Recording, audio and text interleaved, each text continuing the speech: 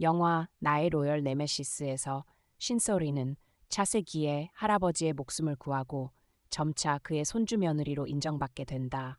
할아버지를 안심시키기 위해 차세기에는 스오라이와 한 가지 약속을 하게 된다. 차세기에는 신소라이가 자신의 연인인 척 연기해 할아버지를 속이길 원했고 그 대가로 차세기에는 이 일로 얻을 수 있는 많은 이익, 명성, 명예를 신소리에게 주겠다고 했다. 이는 신소린이 바라던 것과 정확히 일치하는 것이었다. 처음에 신소린은 동의하지 않았지만 낯선 시대에서 그녀가 원하는 일을 해내기 위해서는 든든한 버팀목이 필요했고 마침 차세기에게는 그런 모든 것이 있었기에 신소린은 그의 제안을 받아들이게 되었고 이는 차세기를 매우 우쭐하게 만들었다.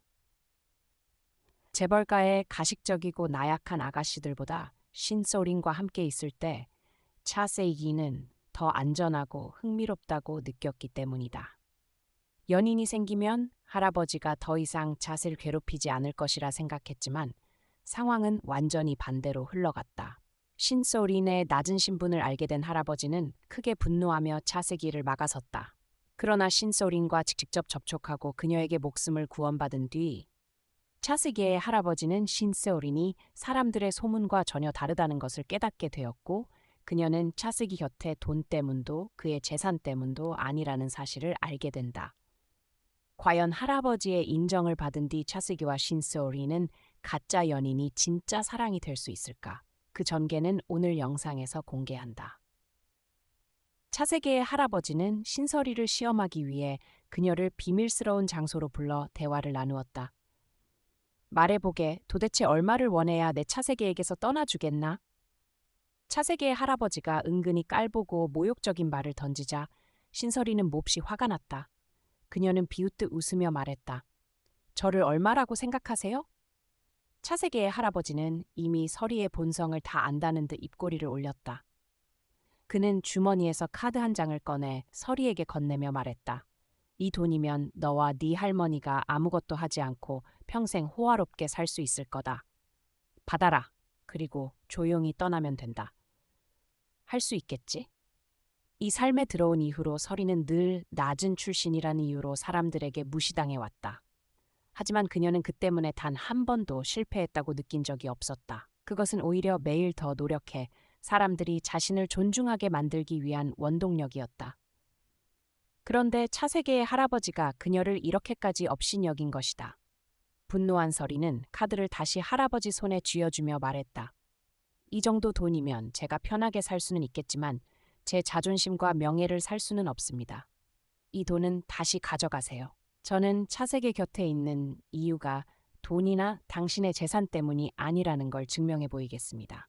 오늘 저에게 한 일을 반드시 후회하게 될 겁니다. 그렇게 말한 뒤 서리는 냉정하게 할아버지 곁을 지나갔다. 그러나 차세계의 할아버지는 미소를 지었고 그 미소에 서리는 걸음을 멈췄다. 어리석은 것, 천한 주제에 오만하기는 내가 널 쉽게 받아들여 내 손자와 함께 있게 할 거라고 생각했나? 내 손자는 사업에는 뛰어나지만 사람 보는 눈이 없고 연애 경험도 부족하다. 그래서 너 같은 돈 밝히는 여자에게 속기 쉬운 거다. 하지만 나는 다르다. 나는 네 속마음을 읽을 수 있다. 절대로 네가 우리 가문에 발을 들이게 하지 않겠다. 명심해라. 그렇게 말하고 그는 떠났다. 서리는 돌아서서 자신을 모욕한 남자의 뒷모습을 바라보며 분노에 휩싸였다. 달려가 따지려던 순간 불길한 예감이 스쳤다.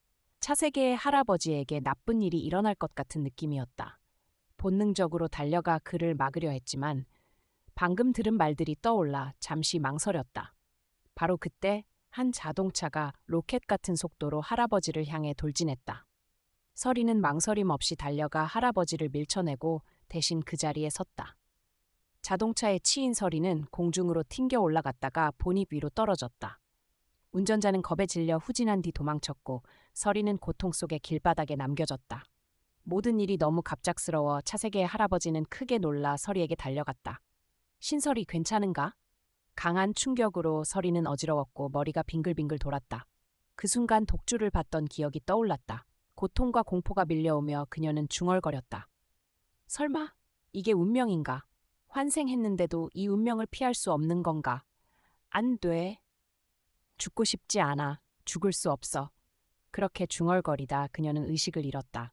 서리가 눈을 떴을 때 병원 침대에 누워 있었고 곁에는 차세계가 그녀의 손을 꼭 잡고 있었다. 서리가 깨어나자 그는 눈물을 글썽이며 말했다. 서리야, 깨어났구나. 서리는 멍한 표정으로 말했다. 나 아직 안 죽었어? 차세계는 웃으며 말했다. 그래, 이제 괜찮아. 너에게 무슨 일도 생기게 하지 않을 거야. 알겠어, 이 바보야. 차세계가 자신 때문에 눈물을 흘리는 모습을 보며 서리는 감동했지만 과거의 일들이 떠올라 그의 마음을 쉽게 받아들이지 못했다. 전생에서도 그녀는 폐하에게 모든 것을 바쳤지만 결국 믿음과 사랑은 버려졌고 그녀는 그의 음모 속에서 고통스럽고 치욕스럽게 죽었다. 그 기근 잊지 않았다. 그래서 차세계의 진심 앞에서도 그녀는 그가 자신을 이용하려는 목적이 있다고 의심했다. 서리가 침묵하자 차세계가 물었다.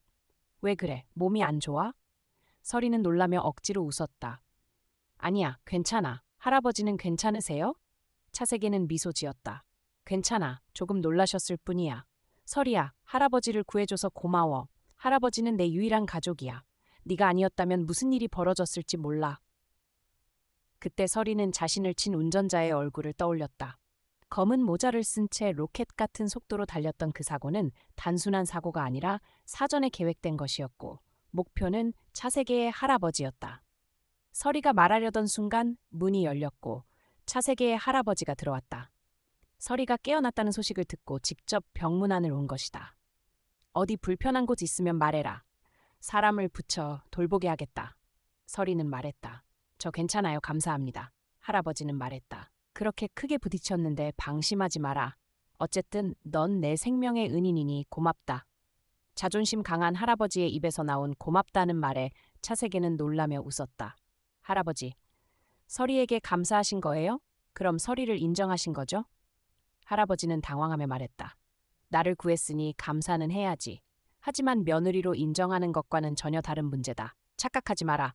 난 바쁘니 간다. 넌 푹 쉬어라. 누구에게도 빚지고 싶지 않다. 그렇게 말하고 떠났다. 서리는 얼굴을 찌푸리며 말했다. 할아버지 정말 까다롭네요. 제가 아니었으면 지금 여기 누워있는 건 할아버지였을 텐데요. 언젠가 손주로 인정하지 않은 걸 후회하실 거예요. 차세계는 웃으며 말했다. 서리야, 할아버지가 변한 거 못 느꼈어? 겉으로는 그렇게 말해도 사실은 이미 널 인정하신 거야. 서리야, 우리에게 기회가 생겼어. 그의 말과 희망 가득한 눈빛에 서리는 부끄럽고 당황했다. 차세계는 두 사람의 관계가 단지 계약이라는 사실을 잊은 듯했다. 과연 할아버지를 해치려 한 자는 가문 사람일까? 그리고 이번 일 이후에도 서리를 가만히 둘까? 우리는 다음 영상에서 공개하겠습니다. 안녕히 계세요. 다음에 만나요.